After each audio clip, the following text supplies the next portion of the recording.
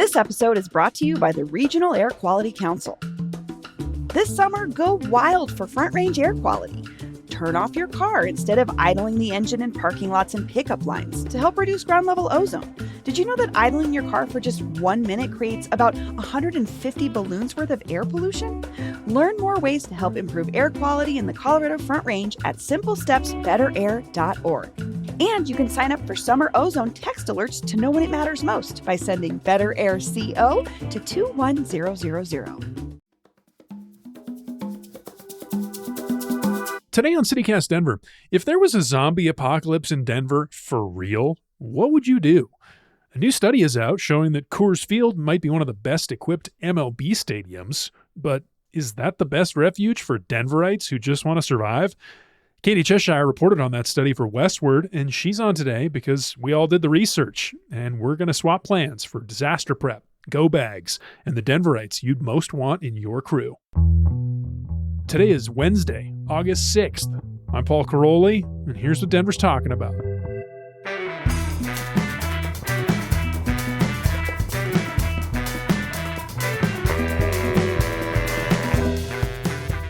All right, here we are. Here with producer Olivia Jewell-Love. Hey, Olivia. Hey, Paul. And joining us again, one of our favorite guests, Westward reporter Katie Cheshire. Hey, Katie, what's up? Hello, I'm excited to be your favorite. I said one of our favorites. I don't want to disrespect anyone listening out there who's been a past fellow favorites. There's a lot of favorites. Yeah, Paul throws I don't that play word. favorites. You throw that word around very willy-nilly. I got a lot of favorites. Me too. All right, so we're here to do something very silly and fun, and it was inspired by an article you wrote recently, and I think we should probably just start there. If you could just briefly give us the premise of this weird thing that you found. So there was called itself a study, maybe more of just an exploration, that found Coors Field, which is the Colorado Rockies stadium in Denver, is one of the best MLB stadiums for surviving a zombie apocalypse for various reasons. Like, you can actually grow crops on the field, which apparently you can do in very few stadiums, and they have an underground area that could serve as a bunker, and it's near the South Platte River. So it's kind of an interesting thing and a fun thing to talk about. Yeah, just kind of a silly little something. It was that detail about the crops that got me going. That was so specific. Like, I don't know if it was the pesticides or fertilizers or something that compared it to other stadiums. I don't remember, but it was like so specific. It was like, wait a second, how would we actually do it? Because it's not, for me, I'm not comparing Coors Field to other ballparks. I'm comparing Coors Field to like the Target down the street from my house. If zombies were here in Denver.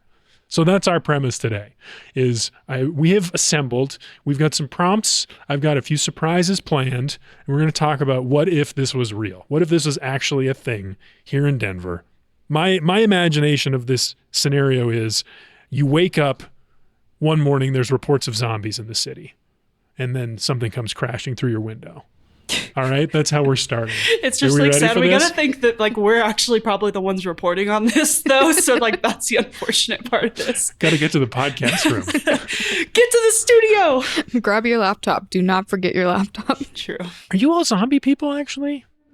I'm not, but I grew up definitely as high anxiety girly. Okay. So I'm preparing for the worst of things often. I thought. And then yes. also I read a lot of like dystopian young adult novels as a kid. So I like that kind of vibe of like end of the world, like what's going to happen.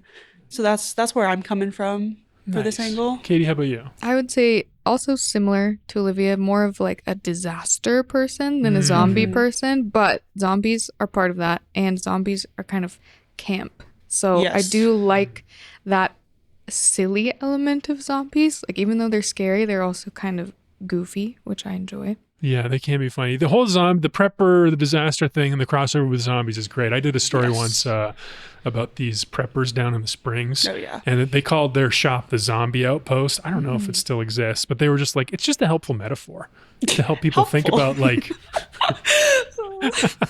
Those guys are great. I love those guys. They were like helpful metaphor to think about like what you'd actually need. Anyway, forget all that. Zombies just crashed through the window. Here's your first prompt. Category 1. We each have a pick here in this first like opening stage of an outbreak. The first 24 hours. You got to get away from these dang zombies. We're going to need a safe place and a plan for getting there. here in Denver. What's the plan? Where are we going? First instinct. So, though I'm not a total zombie hype person, my favorite movie, one of them of all time, is Zombieland. And so I decided to channel that, and I picked Elitch's as a place I would go for the first 24 hours. Why? First of all, I can ride my bike there. Okay, you're close to you, which is good. Yes, and it's faster than going on foot. Hopefully they're not like bike zombies, so I can outpace them. Of course there are. It's Denver. Some of them are. They already exist. And then there's other zombies who are complaining about the bike zombies. True. They're in cars. Yeah, so that was my thought. And I think that you could source a lot of weapons there because there's a lot of metal, there's a lot of wood that make up the rides. You're Okay. going to DIY this. Yes, and they also have chemicals. Like they got chlorine for the pools. They probably Ooh. have bleach to clean things. So I'm like, if Yeah. you just All the don't puke. dilute those, right, there you go. You could kill a lot of zombies with that. I like that. And you got the tower. Are you going up in the tower? Yeah, that was my plan. Go up in the tower, hope they are not that great at climbing. Know that you can, throw items down at them to kill them. And also, they have a lot of like preservative-filled foods.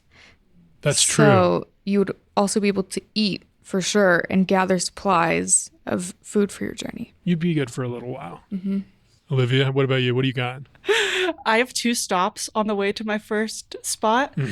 So as like frequent listeners will know, I live in Lakewood. So I have to make do with what I got, out here in the burbs. So my first stop on my way to my bug out location, if you will, is a store called Arc Tactical. Love it. That sells weapons. Where's Arc Tactical? It's off of Kipling Road in Lakewood. Okay. I'll drop a link in the show notes. Yeah, you will. People are going to want to know.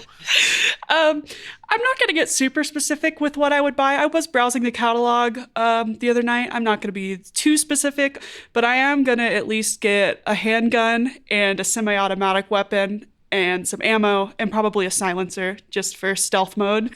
Anything else? Grenades? And An axe? Crossbow? no, I already have a pocket knife that I usually carry with me, so I'm gonna have some of that. I'm grabbing the stuff that I don't have, and that assuming since all hell is broken loose, I'm gonna be able to get this stuff for free because that's expensive. So like I'm gonna get this for free. Good news is I already have lots of bags and purses, so I'm gonna just throw that stuff in my purse, and then I'm continuing on. So this is all on a route. I'm Okay. on a route that I can walk to from my place without giving too many direct coordinates because I don't want anyone to show up to where I live. But Noted. Second stop is the Little League baseball fields that are just a few more paces down. why? Let me explain to Tell you. me why. I'm going to get some snacks from the concession stand. Yeah, that's exactly what I was doing at Elitch's. Because it's right next to my final stop, and they've got lots of good stuff like peanuts and sunflower seeds that are going to stay good forever in my bag, and they're like small and nutrient dense nuts and seeds. I think that's a smart move. And then I can get some stuff like quick energy, like little candies and stuff that are going to stay good literally forever throughout the zombie apocalypse, and then hopefully some like beef jerky and stuff that can stay good. So concession stand, hit that. Then a couple more paces. Then I'm at my spot. I'm hanging out for the first 24 hours. It's called Putter's Paradise. No, Putter? it's called Putter's Pride. Putter's Pride. It's a mini golf course. I have been there. And from the road, it just looks crazy. What? Like, you know Yeah, how it it looks does. from Kipling Road? It just looks crazy. There's all these like tiny little houses and trees and like Christmas lights, and it just looks very disorienting. So I'm hanging out here because there's lots of distractions and there's all these little houses and stuff that I can get in and like, kind of like snipe from and just like hang out in these little houses and in these windmills and stuff. And like, So you're going in a miniature windmill yes. to hide from zombies? Yes, I'm hiding out, and it's a good vantage point. Like, how are they going to sneak up on me if I'm in a tiny windmill? I'm a sniper. I mean, from behind the windmill. It's one way in, one way out. It's a golf course. So that's where I'm hiding out for the first 24 hours. Okay, I In guess the I'll accept that. Putter's Pride. We'll see how that goes for you. These zombies are coming. I have a pick here. that I think, I mean, when I was thinking about this, I was doing some research. I took this very seriously, listeners, very seriously. And I was reading about some experts' takes on disaster recovery. And I was reading, and this person was like, the biggest mistake that people make in the aftermath of disaster is they try to go it alone. And they go and they'll like explore for themselves and they'll try to like make it on their own. And I was like, well, what do I do? And they were like, they recommended contacting experts and leaders in disaster prevention and relief. So that's why I was like, I'm going to make a pick here that is specifically, I don't know, for listeners who might know some stuff I've talked about on the podcast, I'm going to the fire department. I did think about this because the fire department is right across from my pick. Well, maybe you'll see your mini golf, your miniature windmill. I'm specifically going to the Station 24 Firehouse on South Colorado Boulevard, which is a freestanding building.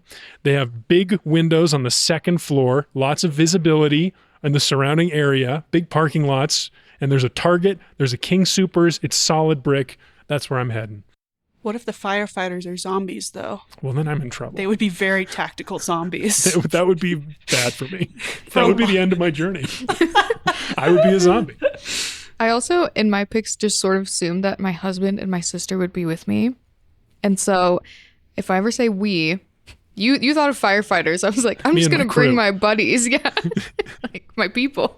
I got my cats in a backpack. No, I need experts. I need people who have like first aid training. I am the expert. Yeah, and I'm kind of, it seems like maybe I should be coming to your mini golf course, unfortunately. If you can find me, good luck. You're already gone. I'm in camouflage. You're in the wind. Oh, okay, great. This episode is brought to you by Multipass. Founded by event hosts for event hosts. Sell tickets and memberships, plus find local events with Multipass. Proudly based in Denver and deeply rooted in the local event and creative scene, Multipass isn't your run-of-the-mill ticketing platform. It actually provides space to build community around cool events happening in the city. When you buy tickets through Multipass, it unlocks a chat feature that allows folks to connect directly with other people going to that event. Friendships could be made through Multipass. I mean, how many other ticketing platforms could say that? Plus, it gives event producers the ability to build loyalty with their audience through membership management tools built right into the platform. I'm volunteering at a music festival coming up soon, and I'm going to talk to them and see if they're using Multipass or not, because it's like the perfect DIY level thing that I, again, as a former events producer, would love to have had access to. So, see if I can introduce this. Multipass is designed to help everyone in the event ecosystem win, not just the platform. Learn more at multipass.com. That's multipass.com. Ryan Reynolds here from Mint Mobile. With the price of just about everything going up, we thought we'd bring our prices down. So to help us, we brought in a reverse auctioneer, which is apparently a thing. Mint Mobile Unlimited Premium Wireless. How to get 30, 30, bit to get 30, bit to get 20, 20, 20, bit to get 20, 20, bit to get 15, 15, 15, 15, just $15 a month? Sold! Give it a try at mintmobile.com/switch. Upfront payment of $45 for 3-month plan equivalent to $15 per month required. New customer offer for first 3 months only. Speed slow after 35 gigabytes if network's busy. Taxes and fees extra. See mintmobile.com. All right. So our next category is like, now that we've got our kind of like our immediate respite, somewhere to just catch our breath. Now we got to think a little bit more long term, somewhere that will allow you to like, hole up, live for a while, regroup, make a longer term plan. This is like a home base type, somewhere that's maybe safe from the immediate threat of zombie attack, but you probably don't want to stay forever. Katie? So I went with the National Renewable Energy Lab, which is in Golden. My thinking is, first of all, in most zombie situations, the government does establish strongholds. And I'm fine with being a little bit of a sheeple in this case and just going to where, wavelength. right, exactly. You did it immediately, and I did it retroactively. She got her snacks first. Yes. And also, I need a car or something to get there. So I was like, I can't go right away. Yeah.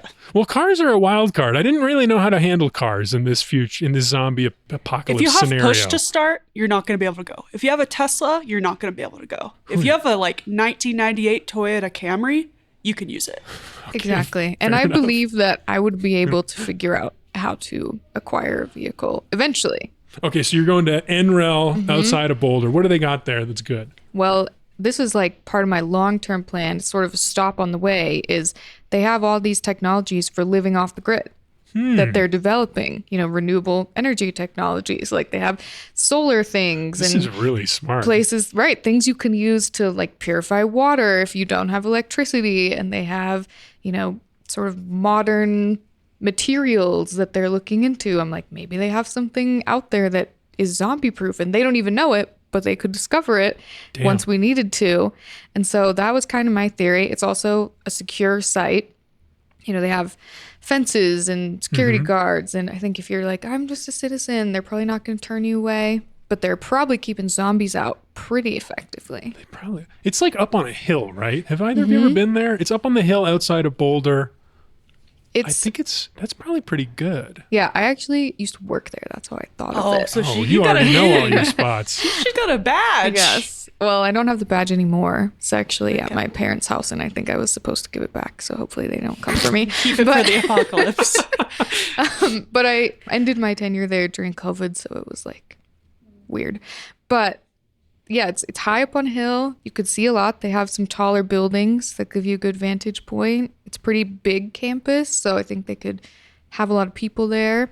And I could just be like, I'll help you. I'll be your manual labor. Please take me in. And then I could learn the technologies that I would need to survive. Olivia, how about you?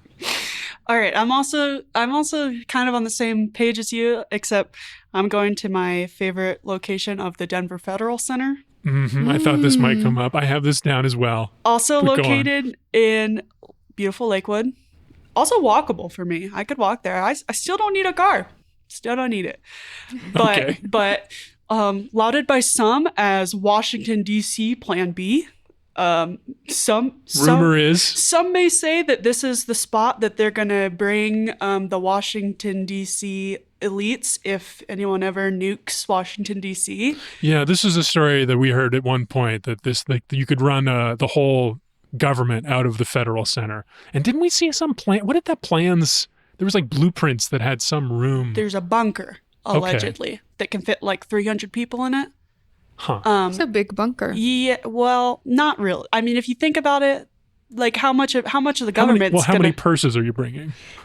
I mean, I'm not going to limit myself. Okay. So, but here's the thing. I'm mainly interested in, at the Federal Center, like all the little army vehicles they have there. I don't know if you've driven by recently. No, they got a lot I of haven't. like Hummer type things back there. I can't even see all the way back there, but they've got like some Hummer type stuff, some like tank looking things. They've got some tactical vehicles that I think I could use. So I'm mainly interested in that. I know they've got some sort of like weaponry and stuff that would be good.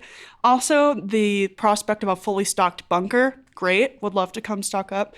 I also am like mainly interested in the power of like deciding who gets to go in the bunker and who doesn't.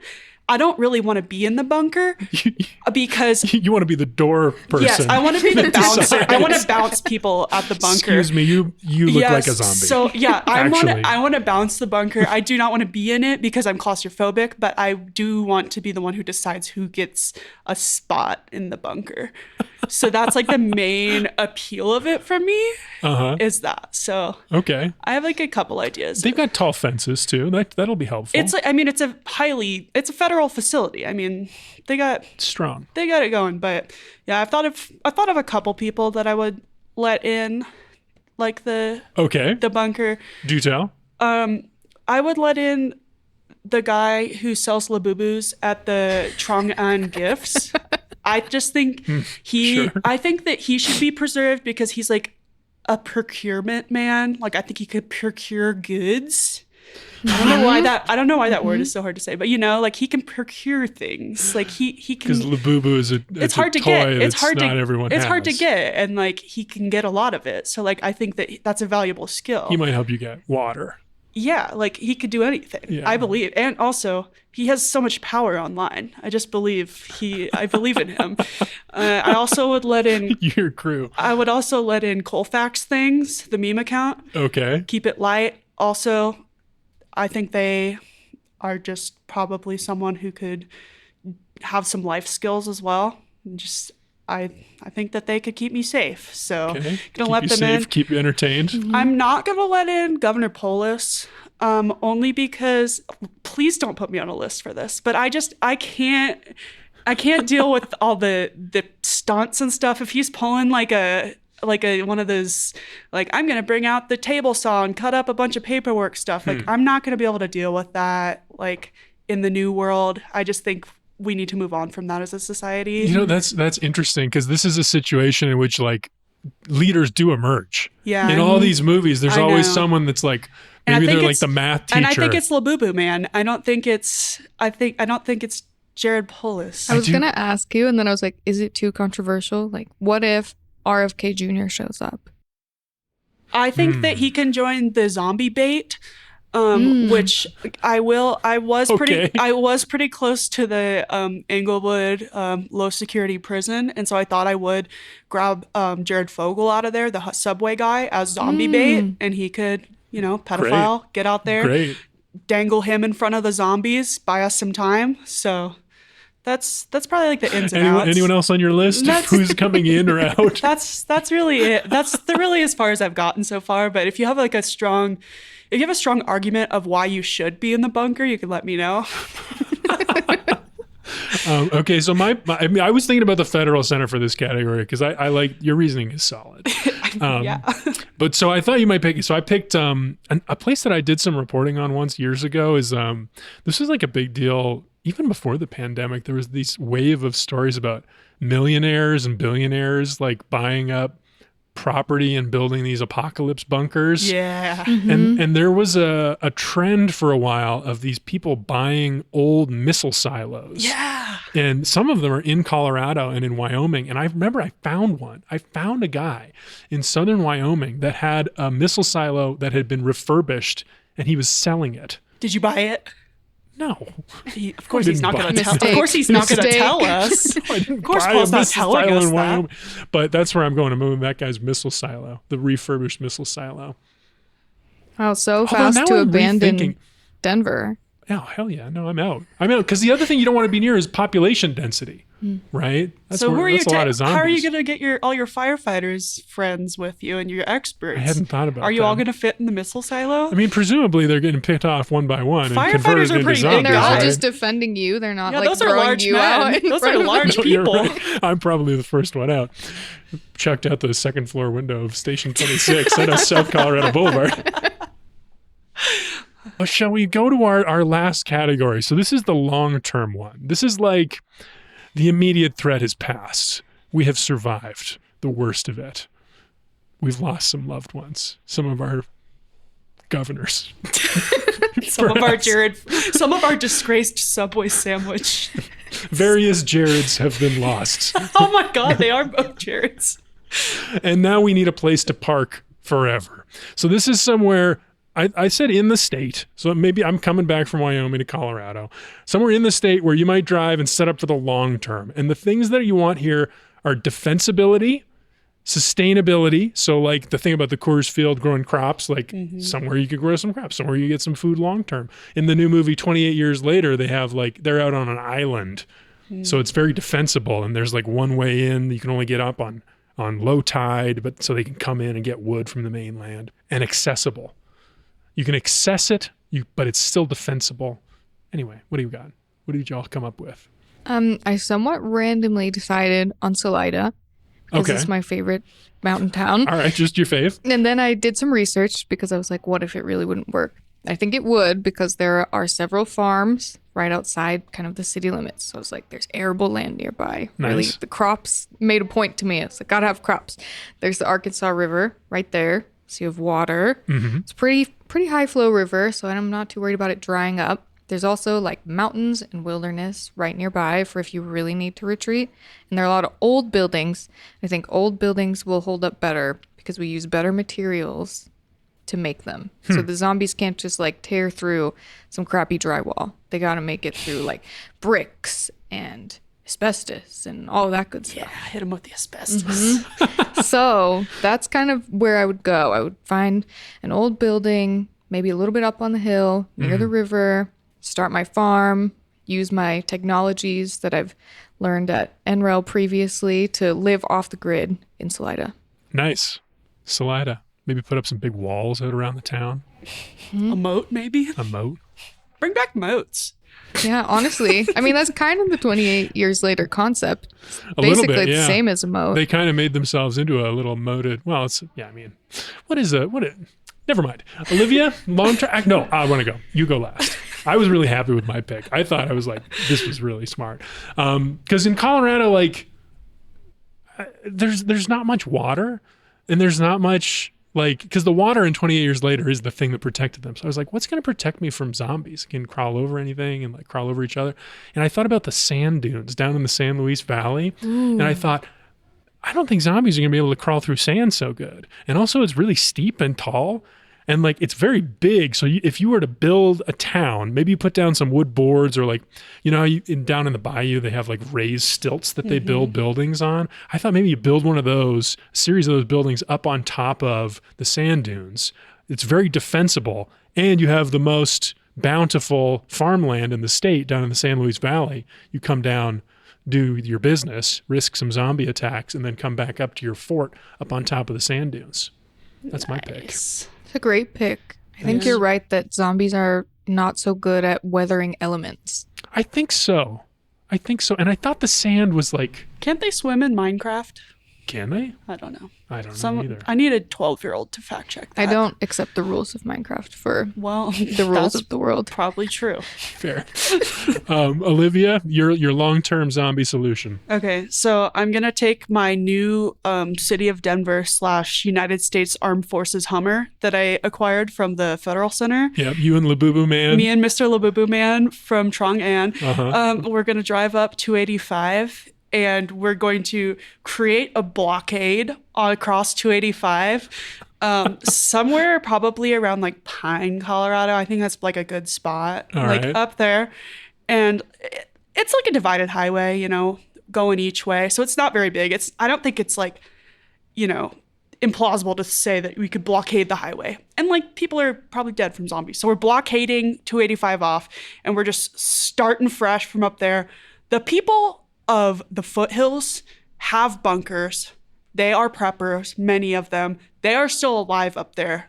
Most of the ones that I want for my new society, they're still alive up there. So this is where these are the people you're picking to. These are the people I'm picking to Okay. rebuild society with because they're in their bunkers, they're sniping zombies, they are still alive, and they have all these skills to rebuild a society. And so I just have to prove to them that I am worth it to accept into their society. So I got to show them that I have skills.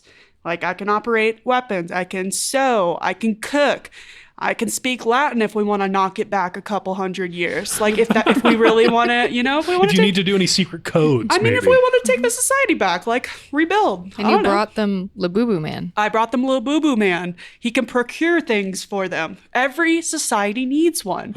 So, yeah, I mean, those people I just truly believe are the backbone of the new zombie society, and that's where we're gonna start. Those people are ready. They Already have bunkers stock. up there. They're gonna be just fine. All right. Well, good luck. Good luck to you. Thank you. Wish you the best up in the foothills. Well, listeners, we want to know what you think too. Is there a place that you would go in Denver, around the state, that you think would be a great respite from a zombie attack? Let us know. 720-500-5418. We want your help. Share the knowledge. Give us the insider info that we need to survive that inevitable apocalypse. 720-500-5418. Katie, Olivia, thanks for joining me. Thank you. Thanks. That's all for today here on CityCast Denver, and that might be all for our society as we know it. If you enjoyed the show, why not take a minute to tell Labubu Man about us? Rate the show wherever you get your podcasts, and subscribe to our morning newsletter. And learn more about us at denver.citycast.fm. You can support the show and get great perks by becoming a CityCast Denver neighbor at membership.citycast.fm. And we'll be back tomorrow morning with more news from around the city. See you then.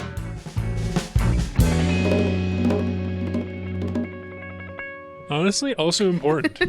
I heard someone gave me advice once about like doing broadcasting, like you want to enunciate, and they told me like if you're spitting, it's okay, it's good. Even I was like, I don't know.